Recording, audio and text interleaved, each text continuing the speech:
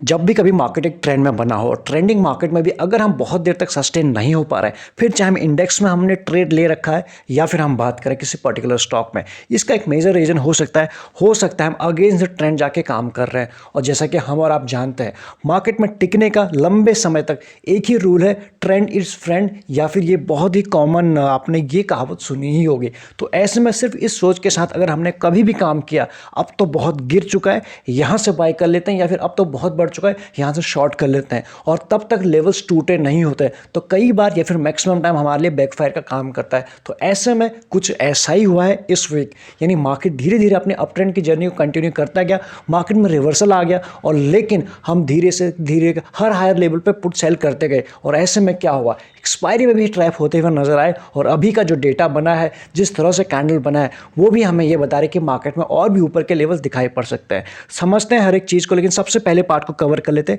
Market summary. कैसा रहा आज का मार्केट, यहाँ समझने की कोशिश करें। अगर हम सेंसेक्स की बात करें 0.03% यानी फ्लैट में क्लोज हुआ है। निफ्टी की बात करें 0.03, दोनों कई दिनों से बिल्कुल एक जैसा गेन कर रहे हैं, एक जैसे फ्लैट में बंद हो रहे हैं और एक जैसा गिर भी रहे हैं। आप इस चीज़ को नोटिस कर रहे होंगे। बैंक निफ्टी की बात करें, क्लोजिंग टाइम में कुछ रिकवरी जरूर आई थी और उसके बाद ग्रीन निशान में बंद होने में कामयाब रहा है। बात करें मिड कैप की, आप यहाँ देख सकते हो मिड कैप में आज आपको एक अच्छी तेजी देखने को मिली है कंपेयर करें बाकी इंडेक्स के साथ। लेकिन जिस वक्त ये वीडियो बना रहे हैं, आप यहाँ देख सकते हो उस वक्त आपको एसजेएक्स निफ्टी क्लोजिंग से ऊपर दिखाई पड़ रहा है, यानी 573 के आसपास। पूरे दिन निफ्टी एक रेंज में घूमते रहा, लेकिन फाइनल टाइम में या फिर क्लोजिंग के टाइम में कुछ रिकवरी हमें देखने को मिली है।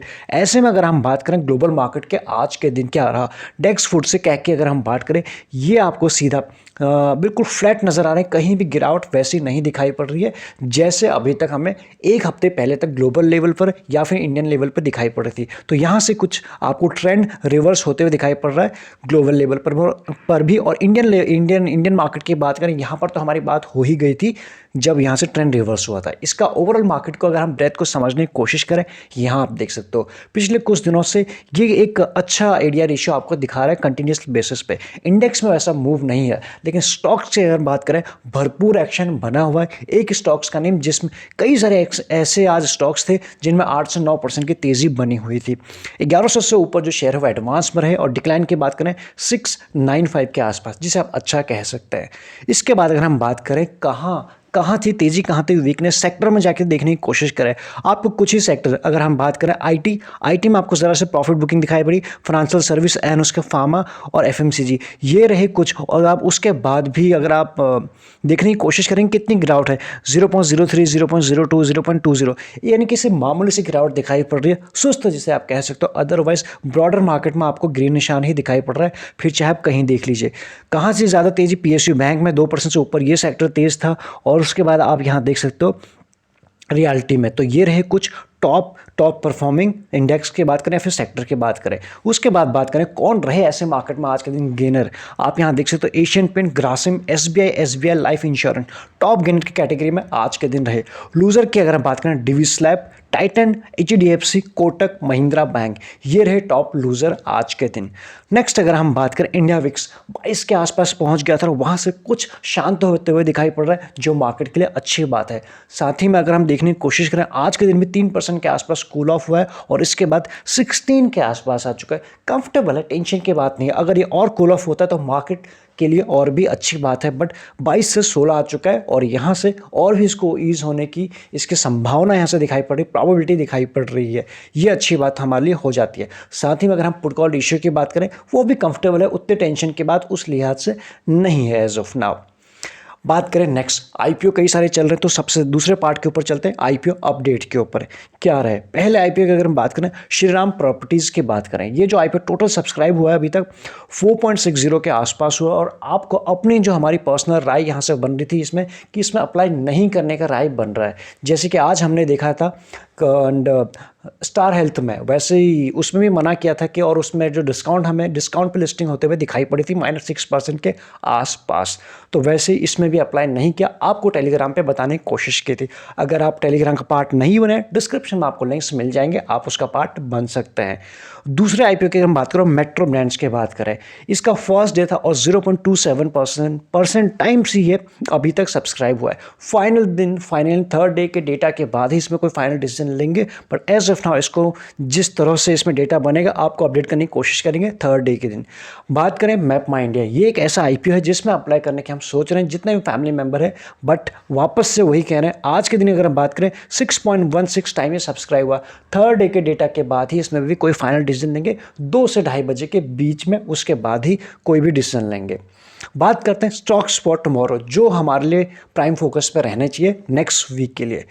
सबसे पहले बात करते हैं डीमार्ट के ऊपर। डीमार्ट एक इंपॉर्टेंट लेवल के आसपास आ रहा है और यहाँ पर एक अच्छा यहाँ से रिस्क एंड रिवॉर्ड रेशियो दिखाई पड़ रहा है। जिस तरह से मार्केट अप ट्रेंड में आ चुका है, जिस तरह से ये शेयर का स्ट्रक्चर यहाँ से बन रहा है, यहाँ से एक छोटे टाइम फ्रेम की अगर बात करें वहाँ पे एक हल्का सा ब्रेकआउट होते हुए दिखाई पड़ रहा है, तो ऐसे में शेयर आपके प्राइम फोकस पर रह सकता है एज ऑफ नाउ। ऊपर के लेवल से अगर हम बात करें अच्छा करेक्ट हो चुका है, अब यहाँ से ये शेयर में वापस से हमको तेज़ी दिखाई पड़ सकती है कमिंग वीक्स में बात करें तो, इसलिए प्राइम फोकस पे पहले ये रहना चाहिए। अब ज़रा ध्यान दीजिए, जब भी हम स्टॉक्स फॉर टुमारो को डिस्कस करते हैं ये कोई इंट्राडे स्टॉक्स नहीं होते, ये हमारे पोजिशनल बेसिस पे होते हैं, स्विंग बेसिस पर रहते हैं। हो सकता है कई बार हम इनको डिस्कस करते हैं 1 या 2 दिन शेयर कभी शांत रह जाता है, या 1 दिन या 2 दिन का या फिर 2-3 दिन एक्स्ट्रा टाइम ले लेता है, बट इसका मतलब ये नहीं कि हम इनको इंट्राडे के लिए बेसिस पे ले रहे हैं, क्योंकि ये एक अच्छे लेवल के आसपास होते हैं, कभी ब्रेकआउट के आसपास होते हैं तो कभी इंपॉर्टेंट सपोर्ट के आसपास होता है, तभी आप सभी के साथ शेयर होते हैं फॉर एडुकेशन पर्पज़ के हिसाब से। तो उसी तरह से आपको भी इन चीज़ों को लेना होगा, ये अपडेट करना काफ़ी ज़रूरी होता है। नेक्स्ट अगर हम बात करें केईआई के ऊपर हमारी 2 से 3 दिन पहले बात हो ही रही थी कि ये शेयर प्राइम फोकस पर रहना चाहिए, आपको बताया भी था, और नेक्स्ट डे ये 4% के आसपास करेक्ट हुआ। जैसे ये शेयर करेक्शन के मोड में आया हमने आपको बताने की कोशिश की थी यहाँ पर थोड़ा सा वेट किया जा सकता है, इंपॉर्टेंट लेवल के आसपास आएगा, अब इसको सपोर्ट के आसपास लेंगे। ब्रेकआउट के बाद रीटेस्ट करने आया है इंपॉर्टेंट लेवल के आसपास, अब जाकर शेयर इसकी जो क्लोजिंग हुई है 1114 के आसपास हुई है, यानी 1114 के आसपास, 1100 के आसपास का इसका इंपॉर्टेंट सपोर्ट है, इस लेवल के आसपास से लेकर 14 के आसपास, यानी 14 पॉइंट जो है इस बीच में यहाँ पे इसका स्ट्रॉन्ग सपोर्ट दिखाई पड़ रहा है। अगर 1100 के ऊपर ये वापस सस्टेन होता है, टिकता है, तो यहाँ से एक अच्छा अप हमें देखने को मिल सकता है। 1100 वापस अगर ब्रेक करता है नीचे जाता है तब इसको कुछ टाइम के लिए अवॉइड कर देंगे, तो इसलिए मंडे को दिन ये प्राइम फोकस में हमारा रहेगा। मेक और ब्रेक के लेवल के आसपास आ गया है, इंपॉर्टेंट सपोर्ट के आसपास है या फिर मूविंग एवरेजेस के आसपास है, 1100 का लेवल हमें याद में रखना है। नेक्स्ट अगर हम बात करें गोदरेज प्रॉपर्टीज, 3 शेयर जो है इस वीक हमारे फोकस पर रहेंगे। गोदरेज प्रॉपर्टीज़ की अगर हम बात करें इसमें अच्छा यहाँ से करेक्शन के बाद अब यहाँ से रिवर्सल दिखाई पड़ रहा है एंड धीरे धीरे हायर हाइज की सीरीज़ बनते हुए दिखाई पड़ रही है, इसलिए ऐसे में ये शेयर आपके प्राइम फोकस पर रहना चाहिए। रियल एस्टेट को ये सेक्टर बिलोंग करता है और यहाँ से थोड़ा सा अनलॉक वाली थीम भी है एंड थोड़ा सा ये अच्छे स्ट्रक्चर भी बनते हुए दिखाई पड़ रहा है, इसलिए 3 शेयर हमारे प्राइम फोकस पे रहेंगे। जो भी हम बात करें पोजिशनल बेसिस पे, इंट्राडे बेसिस पे कभी भी नहीं शेयर होते हैं, आज भी नहीं हो रहा है, तो इनमें आप अच्छे से अपनी रिसर्च कर सकते हैं। नेक्स्ट पार्ट की तरफ चलते हैं एफआईज एंड डीआईज के एक्शन के ऊपर।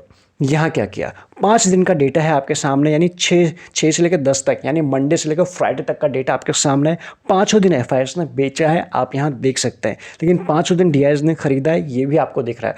ओवरऑल आप देख सकते हैं, अगर हम बात करें 10 दिसंबर के बात करें तो वहाँ पर भी 1000 से ऊपर की इन्होंने सेलिंग की है और 386 के आसपास इतनी परचेज हुई है डीआईएस की तरफ से। डीआईएस जितने लोअर लेवल पे मार्केट जाता रहा, मार्केट में वो धीरे धीरे करके खरीदारी करते गए, तो ऐसे में डीआईएस मैक्सिमम टाइम जो करते हैं वो बाय ऑन डिप्स की स्ट्रेटजी यूज़ करते हैं या फिर वैल्यू बाइंग की करते हैं। तो यहाँ पर हो सकता है आपको आने वाले टाइम में यहाँ से डीआईएस अपनी जो बाइंग है उसको थोड़ी कम करते हुए दिखाई भी पड़ सकता है, और एक टाइम के बाद जैसी मार्केट इंपॉर्टेंट रेजिस्टेंस के आसपास पहुँचे हल्की सी प्रॉफिट बुकिंग भी शुरू कर सकता है। बट ऐसे में चेंजेस हमें देखने की कब से एफआईएस सेलिंग को अपनी रोकते हैं, ये हमारे ज़्यादा ज़रूरी है। But as of now trend में इनके भी कोई चेंजेस नहीं हुआ है, डिस्पाइट कि मार्केट का ट्रेंड ज़रूर चेंज हो चुका है। बात करते हैं नेक्स्ट के ऊपर, चार्ट एनालिसिस, यानी दोनों के देखने की कोशिश करते हैं निफ्टी एंड बैंक निफ्टी में चल क्या रहा है। आप यहाँ देखने की कोशिश कीजिए कि निफ्टी का वनडे में क्या हुआ। निफ्टी की कल एक्सपायरी थी, इंपॉर्टेंट लेवल के आसपास हुई जहाँ में स्ट्रॉन्ग क्लोजिंग मिली थी 17,500 के आसपास। आज के दिन क्या हुआ, मार्केट ज़रा सा वॉलेटाइल थे, ज़रा सा एक डिप लिया और उसके बाद जो कल का सपोर्ट था, जैसे हमारे और आपकी बात हो रही थी 17,375 का लेवल इंपॉर्टेंट सपोर्ट का काम करेगा। मार्केट वहीं से घूमे, उससे पहले ही घूम गया, वापस से एक हमें स्ट्रॉन्ग क्लोजिंग फिर से मिली है आज के दिन 17,500 के ऊपर। तो ऐसे में अगर हम बात करें जिस तरह से मार्केट में डेटा बना है, जिस तरह से अगर हम बात करें कैंडल बनी है, हमें अगर हम बात करें 17,600 या 17,750 के लेवल की बात करें तो बहुत जल्दी हमें दिखाई पड़ सकते हैं, हो सकता है मंडे ट्यूसडे तक भी दिखाई पड़ सकता है। अगर अंटिल अनटिल ग्लोबल बहुत ज़्यादा ख़राब ना हो या फिर कोई ऐसी न्यूज़ ना आ जाए जो हमें और आपको अभी बिल्कुल पता नहीं है। अदरवाइज़ यहाँ से हमें थोड़ा ऊपर के लेवल के ऊपर ध्यान रखना चाहिए। सपोर्ट की अगर हम बात करें, अगेन वो ये सपोर्ट हमारे लिए काम करेगा। 17,375 का पहला सपोर्ट है, इस लेवल के ऊपर हमारी नज़र होनी चाहिए। और ऊपर की अगर हम बात करें 17,600 और 17,750 के लेवल भी हमें बहुत जल्दी बोर्ड के ऊपर दिखाई पड़ सकते हैं। इसीलिए हम बात करें अगेंस्ट द ट्रेंड, अगर हम गए कि यहाँ से बहुत बढ़ चुका है, शॉर्ट करें तो हम कई बार ट्रैप होते हुए दिखाई पड़ सकते हैं, जैसे लास्ट वीक हुए और जैसे डेली बेसिस पे हम हो रहे हैं। तो यहाँ से अभी भी जो लुक बन रहा है निफ्टी में पॉजिटिव बन रहा है, उसी हिसाब से हमें काम करना होगा।